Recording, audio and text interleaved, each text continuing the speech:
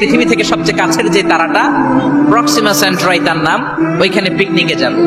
তো এই যে রকেটটা দিয়ে যাব অ্যাপোলো 11, এটা কত দ্রুত চলে এটা আগে শোনেন।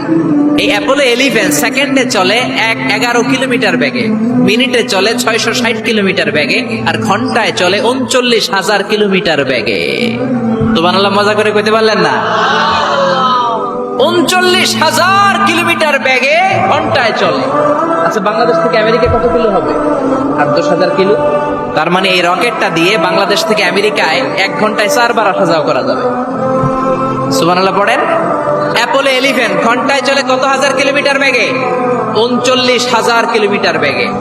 39,000 কিলোমিটার বেগে ছোটে এরকম একটা রকেট দিয়ে যদি পৃথিবীর সবচেয়ে কাছের তারায় আমরা পৌঁছতে চাই, আমাদের 1,15,000 বছর লেগে যাবে। কেন ইমাজিন? আপনি কল্পনা করতে পারেন যে রকেটটা ঘন্টায় ছুটবে আপনাকে নিয়ে 39,000 কিলোমিটার বেগে, ওই রকেটটা দিয়ে পৃথিবীর সবচেয়ে কাছের যে তারাটা ওইটাতে পৌঁছতে আমাদের 1,15,000 বছর লেগে যাবে।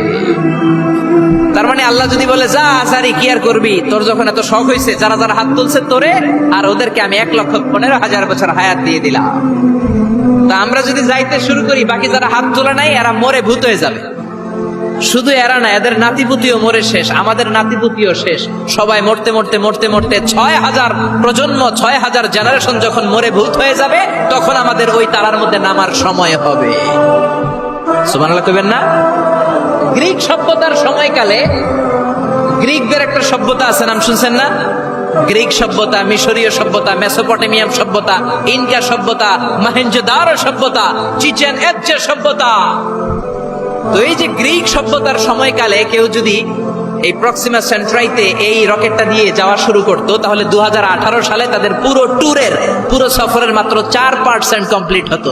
96% ট্যুর তখনও বাকি থেকে যেত। চিল্লায় পড়েন আল্লাহু আকবার। ওই আল্লাহ ডেকে বললেন, গোলাম ওয়ালাকাদ যায়্যানাস সামাআদ দুনিয়া বিমাসাবিহা ওয়া জাআলনাহা রুজুমান লিশ-শায়াতিন। এরকম বিশাল বিশাল তারকারাজি দিয়ে, তারা দিয়ে প্রথম আকাশটাকে আমি আল্লাহ সুশোভিত করে দিয়েছি। পড়েন সুবহানাল্লাহ। তো এরকম তারা কি মহাশূন্যে শুধু একটা আছে? কত হাজার আছে কেউ জানে না। চিল্লায় বলেন ঠিক কিনা? এরপরে রাব্বুল আলামিন প্রথম রুকুর শেষের দিকে বললেন, ওয়া আসিররু কাওলাকুম আও ইজহারু বিহি ইন্নাহু আলিমুম বিযাতিস সুদূর। ও গোলাম, তোমরা আস্তে কোনো কথা বলো, প্রকাশ্যে বলো কিংবা গোপনে বলো, কেউ শোনে না, শোনে কে?